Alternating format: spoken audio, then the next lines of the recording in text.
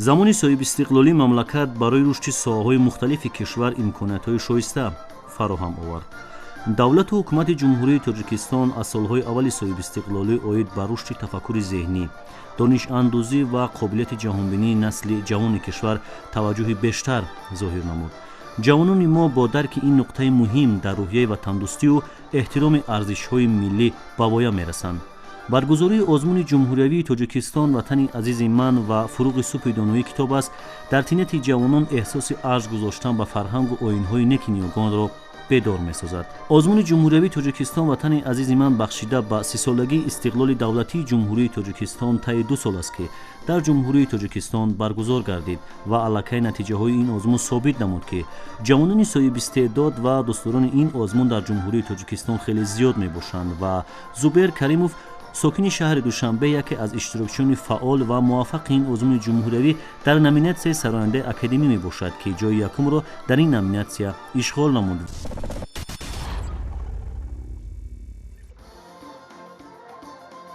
ازمون جمهوریوی توجیکستان-وطنی عزیز من که بخشیده به 30 سالگی استقلال دولتی جمهوری توجیکستان دایر گردید در سراسر جمهوری دستگیری و هزارها نفر جوانان و نورسان با استعداد را جلب نمود که بهر دریافت استعدادهای نورس و جوان پیدا نمودن اثرهای نوی موسیقی، شعر و سرودهای ترنمگری دستاوردهای زمان صاحب استقلالی کشور و رشد صنعت ملی مساعدت نمود.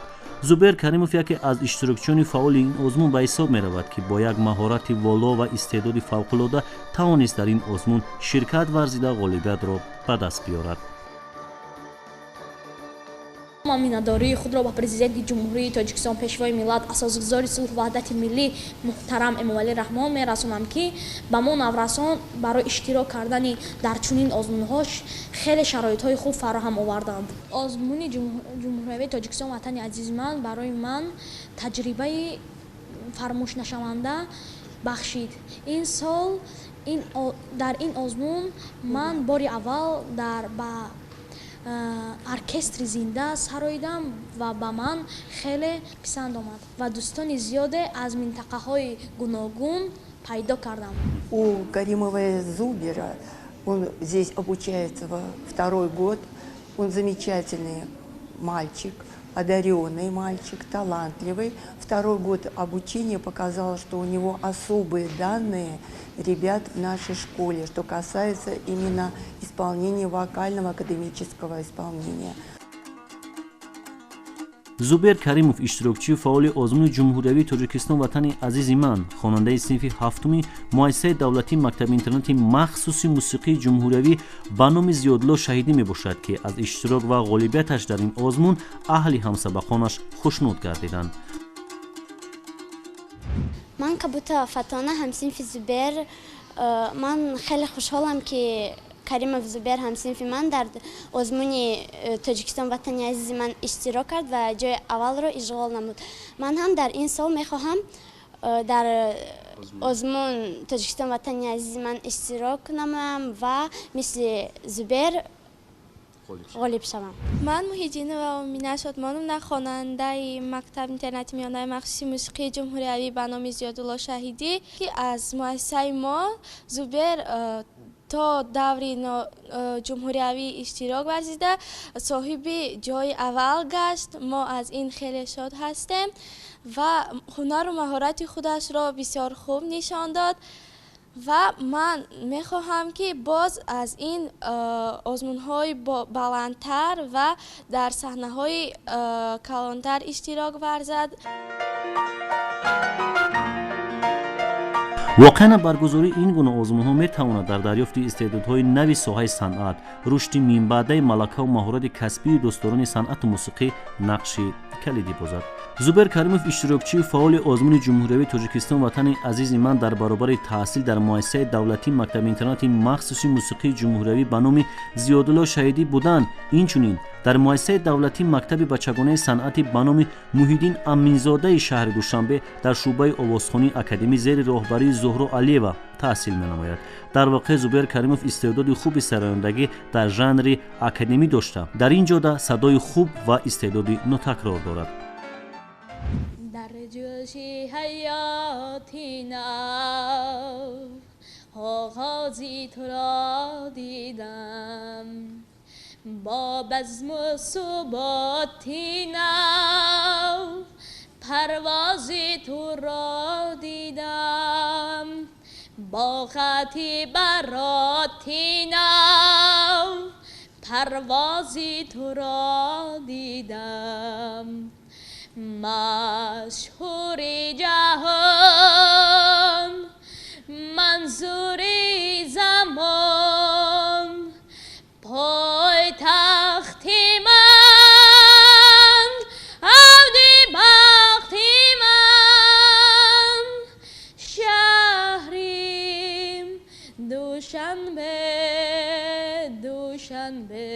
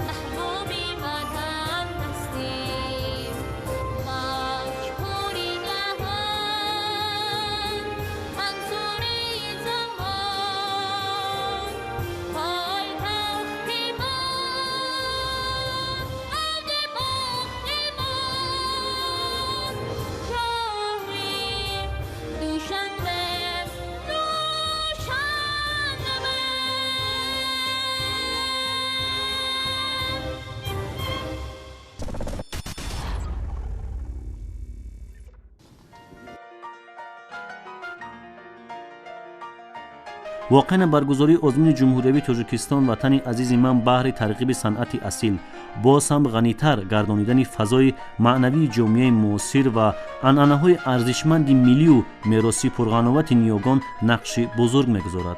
از آنکه زوبر کریموف در ازمون جمهوریوی تاجیکستان وطن عزیز من در سال 2020 در نامیناسیای سرایندگی ژانر اکادمی جای اول را صاحب گردید، بیشتر همسبقانش از مؤسسه دولتی مکتب اینترنت مخصوصی موسیقی جمهوریوی به نام زیادالله شهیدی آمادگی جدی دیده ایستادند جهت اشتراک در این ازمون پرشکوه در سال 2021.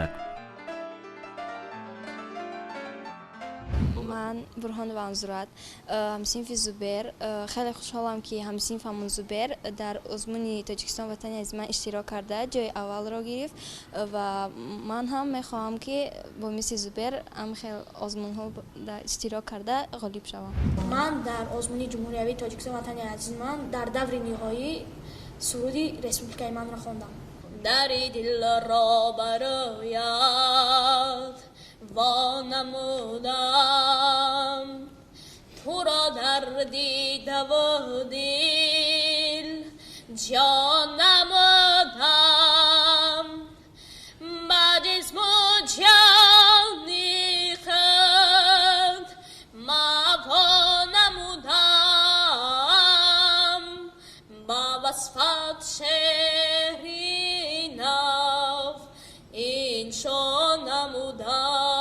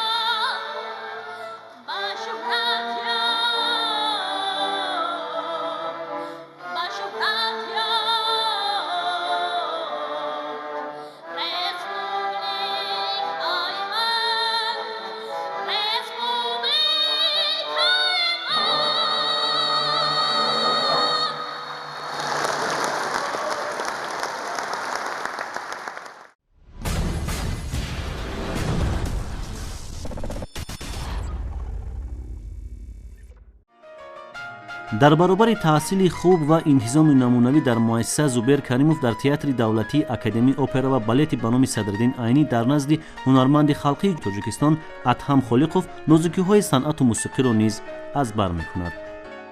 Зубер бачагон буд ки бо ҳамин ҳиссиёти хониш бо ишқ нисбат ба ҳофизӣ назди мо омаду вақтиам хеле машқ кардем. Зубер санъата хеле хуб нағз мебинад, ҳис мекунад ва вақте ки ман мегӯям дар бораи нафас, дар бораи кушодани даҳан, гулӯ, мушакҳои гулӯ, ҳамин чизоро тез қабида метавонад. Чиз меқападу ифода мекунад даро. Озмун ин яке аз роҳҳое ки ҷавонҳоро ба тарбия шудан, ба тараққӣ додан санъати худашонро, овозҳои худашонро ёд медиҳад ва агар дар Тоҷикистон 10 овози беҳтарин вуҷуд дошта бошад ва хонанд, бачаҳо хонанд, дар Озмун ин миқдори истеъдоднок бачаҳо меафзояд. 100 кас мебарояд, 200 кас мебарояд, 500 кас мебароянд, ҳунарашон нишон медиҳанд, овози худашон нишон медиҳанд. ҳамин тавр як роҳи васеи калон барои санъати як миллат. Una mattina mi son svegliato, oh bella ciao, bella ciao, bella ciao, ciao, ciao. Una mattina mi son svegliato e ho trovato l'invasor. Oh partigiano, portami via. Oh bella ciao, bella ciao, bella ciao, ciao, ciao. Oh partigiano, portami via, che mi sento di morir. дар муассисаи давлатӣ мактаби интернати махсуси мусиқии ҷумҳуриявӣ ба номи Зиёдулло Шаҳидӣ ки Зубер Каримов дар он таҳсил менамояд, яке аз ҳамсабақони Зубер Омина Муҳиддинова сокини шаҳри Душанбе низ иштирокчии Озмуни ҷумҳуриявии Точикистон-ватани азизи ман мебошад ки андешаҳои хешро роҷеъ ба иштирокаш дар ин озмун ба гурӯҳи эҷодии барнома чунин баён кард. ман аз рӯи номинатсияи навозандаи академӣ дар озмун иштирок варзида ҷои дуюмро ишғол кардам ва дар даври ҷумҳуриявӣ ноком шудам. Ман мехоҳам дар имсол боз дар озмуни ҷумҳуриявии Тоҷикистон-ватани азизи ман иштирок варзам ва ба мисли Зубер соҳиби ҷои аввал шавам ва ба ҳамсолони худ тавсия медиҳам ки дар озмуни ҷумҳуриявии Тоҷикистон-ватани азизи ман иштирок кунанд. ман ба ҳамсолони худ маслиҳат медиҳам ки дар чунин озмунҳо иштирок карда ҳунари истеъдоди худро нишон диҳанд. дар ҷумҳурии Тоҷикистон бахшида ба истиқболи ҷашни истисолагии истиқлоли давлатии ҷумҳурии Тоҷикистон Озмуни ҷумҳуриявии Тоҷикистон-ватани азизи ман соли дуюм аст ки баргузор гардид. таи ин 2 сол ба озмун суруд ва оҳангҳои тозаэҷод, асарҳои нави композиторони ватанӣ, ҳамзамон беҳтарин осори мусиқии классикии ҷаҳон, намунаҳои олии мусиқии анъанавӣ, инчунин овозхонҳои академӣ пешниҳод гардиданд ки тариқи телевизионҳои давлатӣ манзури дӯстдорони санъату мусиқӣ гардонида шуд. мо гурӯҳи эҷодии барнома ба Зубер Каримов, ғолиби Озмуни ҷумҳуриявии Тоҷикистон-ватани азизи ман, муваффақият ва бурдбориҳои беназиро таманно дорем.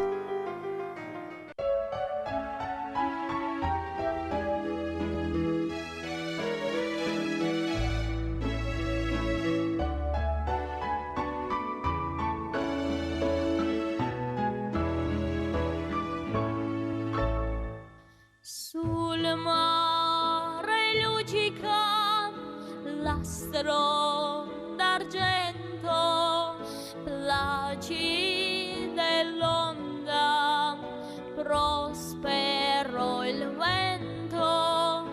Sul mare luccica nastro d'argento, placide il mondo, prospero il